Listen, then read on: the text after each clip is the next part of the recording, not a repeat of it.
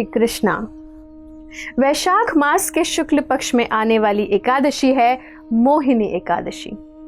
जब महाराज युधिष्ठिर ने भगवान श्री कृष्ण को इस एकादशी के महात्म्य के बारे में पूछा तो भगवान उनसे बोले, हे राजाओं में श्रेष्ठ, इस एकादशी की महिमा एक बार वशिष्ठ मुनि ने भगवान रामचंद्र को बताई थी।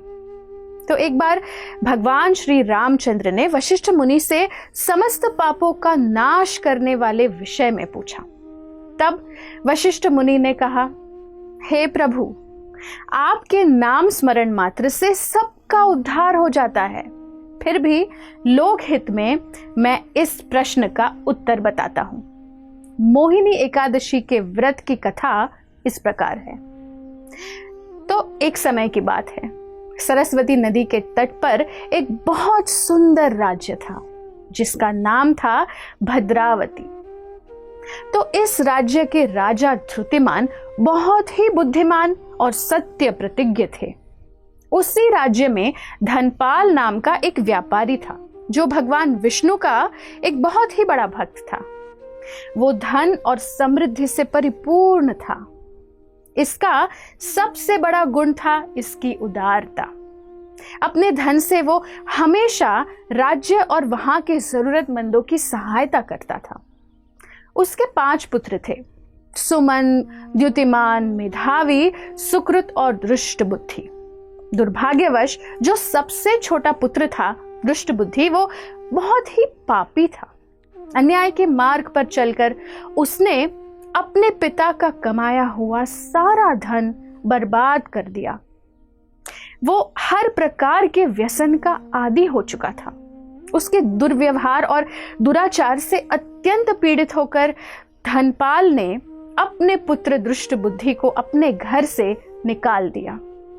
तो भूख प्यास से अत्यंत व्याकुल होकर वो जंगलों में भटकता रहा। एक बार ऐसे ही भटकते हुए दुष्ट बुद्धि महर्षि कौंडिन्य के आश्रम जा पहुंचा। शोक विलाप से पीड़ित वो कौंडिन्य ऋषि को हाथ जोड़कर विवशता पूर्वक कहने लगा, हे मुनिवर, मैं बहुत सी यातनाएं सहन कर रहा हूं। मैं बहुत दुखी हूं।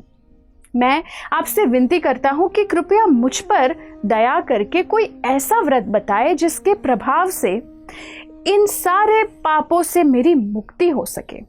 तो ऋषि ने उससे कहा कि वैशाख मास के शुक्ल पक्ष में मोहिनी नाम से प्रसिद्ध एकादशी के व्रत का पालन करो।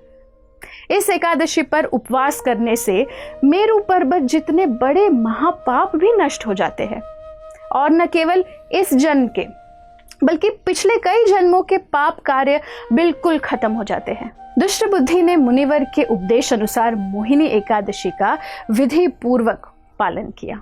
पूर्ण श्रद्धा और निष्ठा से इस व्रत का पालन करने से वो निष्पाप हुआ और दिव्य देह धारण कर जीवन के अंत में श्री विष्णु धाम चला गया।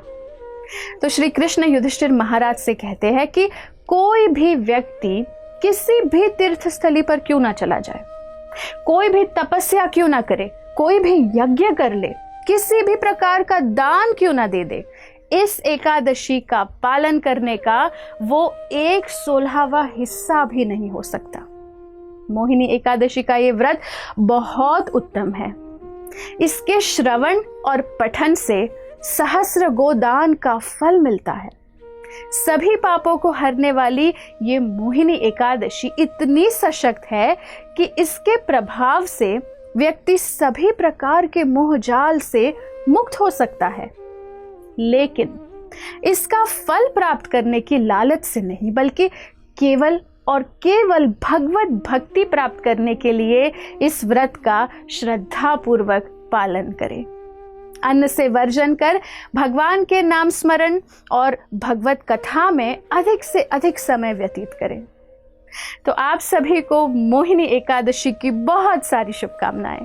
धन्यवाद। हरे कृष्णा।